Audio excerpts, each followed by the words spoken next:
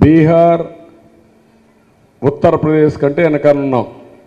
ఒకప్పుడు ఎవరైనా మాట్లాడితే బీహార్ గురించి మాట్లాడేవాళ్ళు, ఈరోజు ఆంధ్రప్రదేశ్ గురించి మాట్లాడే పరిస్థితికి వచ్చారు.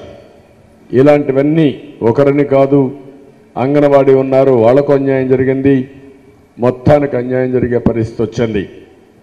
నేను బ్రీఫ్గా మీకు జరిగిన విషయాలు చెప్పాను. ఈరోజు అందుకే మళ్ళీ చాలా సమస్యలు ఉన్నాయి రాష్ట్రంలో. 4.5 సంవత్సరాలుగా ఈ రాష్ట్రంలో ఒక అరాచక పాలన, ఒక రాక్షస పాలన. ఒకటే ఉద్దేశం, ప్రజలు ఏమైనా పర్వాలేదు, మా దోపిడీ ఆగకూడదు.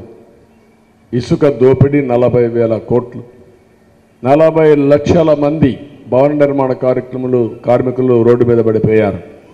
మద్యం మీద 1,000 కోట్ల రూపాయలు దోపిడీ.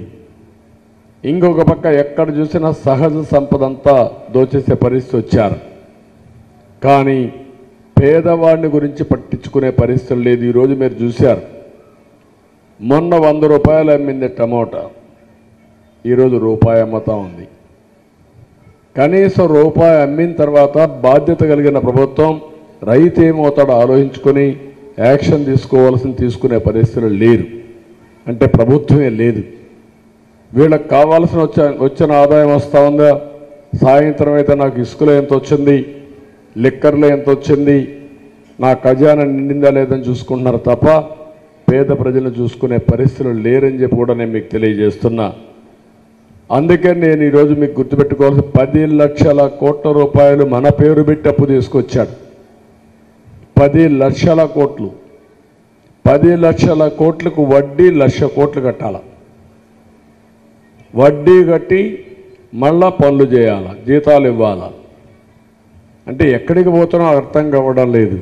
ప్రతిరోజు అప్పు చేయడం, దాన్ని మళ్ళా దుర్వినియోగం చేయడం, చేసేది అప్పు ప్రజల పేరుతో, ఎంజాయ్ చేసేది నాయకులు. అసమర్థత వల్ల మొత్తం నాశనమయ్యే పరిస్థితి. భవిష్యత్తులో మీరు గుర్తుపెట్టుకోవాలి, ఒక పాపం తీసుకొచ్చారు, ఆ పాప కూడా ఈ అప్పు తీర్చాల. ఈయన తీసుకొచ్చిన అప్పు 25 సంవత్సరాలు తాకట్టు పెట్టి తీసుకొచ్చారు. మీరు గుర్తుపెట్టి, మద్యాన్ని తాకట్టు పెట్టి 25 సంవత్సరాలు మద్యంలో వచ్చే ఆదాయాన్ని మళ్ళా అప్పు కడతామని 14,000 కోట్లు తీసుకొచ్చారు. ఇంత దుర్మార్గుడు నేను ఎక్కడా చూడలేదు.